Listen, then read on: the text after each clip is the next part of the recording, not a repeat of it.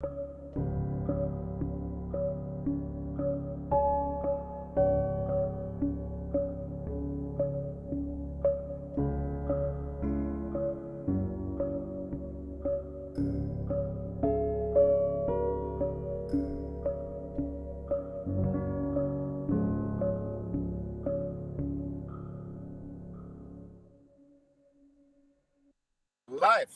Hi guys, welcome to another episode of Relax Crypto. Is Bitcoin going to the moon or is it going to zero? To zero. So I have a short today with a little rocket, so let's hope that Bitcoin is taking off. But let's face the reality, guys. The wrong way around, I think. Yeah, let's face the reality, guys. So in the past couple of days, actually to be exact, in the past 9 days, Bitcoin crashed from around 40k down to 33, 32k, and is now trading in a quite bearish territory. What are the reasons for this? Personally, I have some reasons. Maybe Michael, do you want to say what you think is the reason?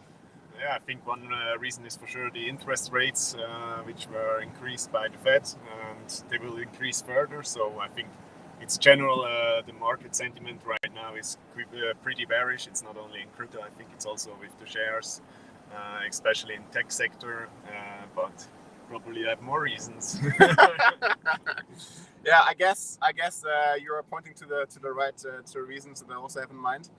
Basically, guys, Bitcoin has never seen an environment where the Fed is increasing the interest rate significantly, and has never seen this environment before in its existence for the past 13 years.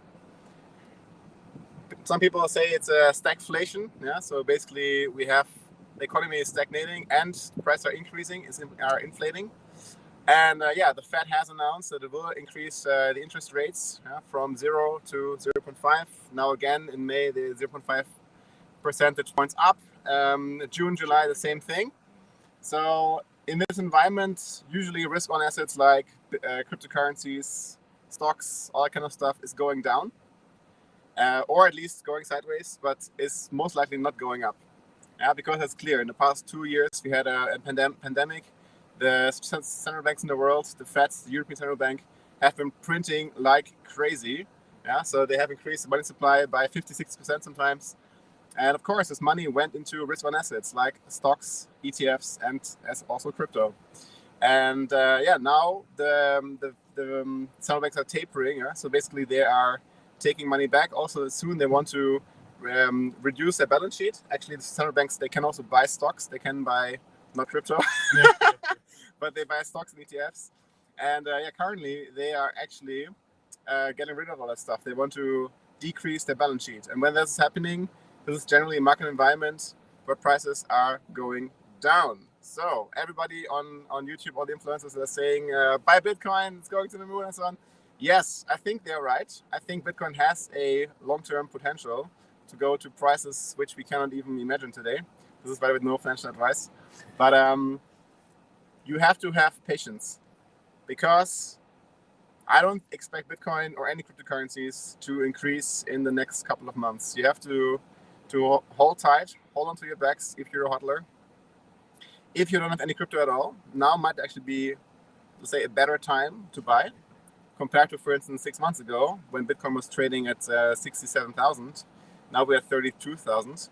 So comparatively, I would say now is a better time. And anything else you want to say?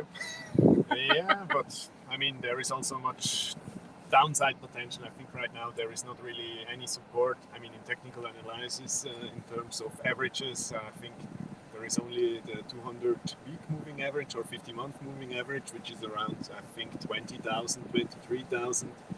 And I think there is 128 day or week moving average around 30,000. So either 30,000 or even 22,000. But I mean, in terms of correction and bear market, I mean, normally we had 80% corrections, 90% corrections from the all-time highs in this 4-year cycle. So we are probably at 50-40% correction right now. So there is still a lot of downside potential.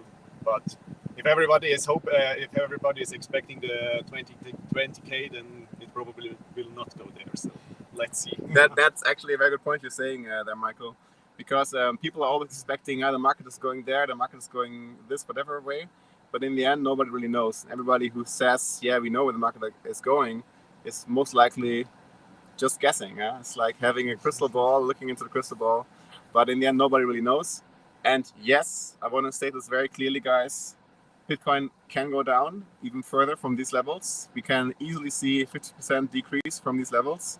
It can go to 20,000. It could even go to 10,000 if you have something more severe like Tether collapsing, UST not holding its peg, and so on. It might actually go down even further.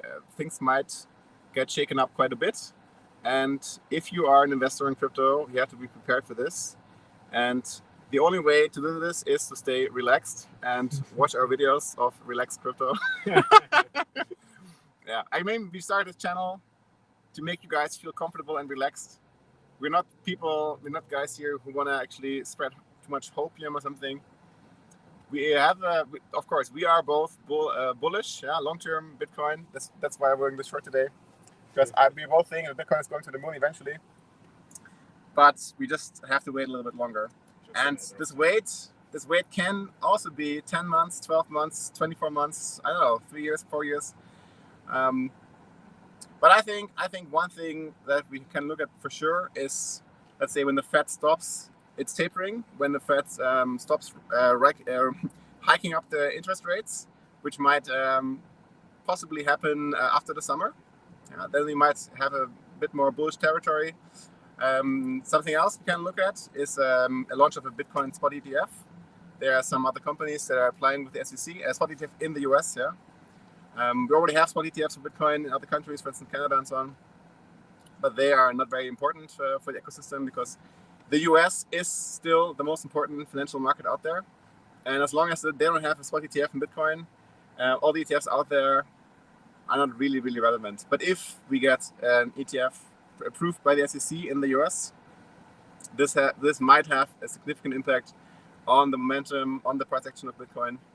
Okay, and the third thing that you can look out for is the Bitcoin halving. And we had a halving around 2 years ago, and now it's actually more or less half time. So the next halving should occur in 2024. Of course, I know most of you guys out there, you want to make a profit tomorrow or next month, but in the end, you have to have a lot of patience. And these halving cycles, they tend to be bullish for Bitcoin. Some people say they might not exist anymore, that these 4-year cycles don't play such an important role anymore. Only time will tell. I personally believe that every halving basically takes more Bitcoin off the balance sheet of the exchanges, so less liquidity in the market, which actually might mean that, if the demand stays the same, more people want to buy Bitcoin, or the same people want to buy Bitcoin, same amount want to buy Bitcoin. This might mean if there's a halving that there's less supply and the price might eventually go up. But we have seen also 2 years ago, during the last halving cycle, Bitcoin was around, I think, $8,000 when the halving happened, and only months later, speaking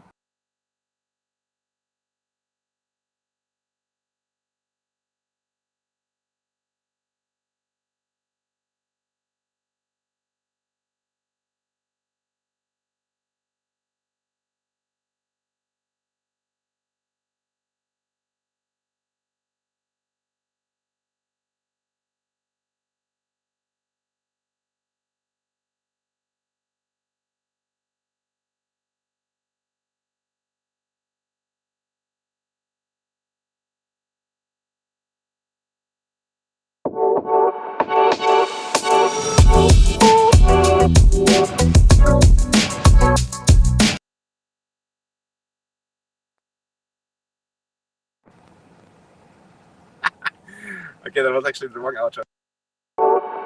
Whoops. Okay, guys, let's just end the stream. See you next time, and wishing you a wonderful day. Bye-bye.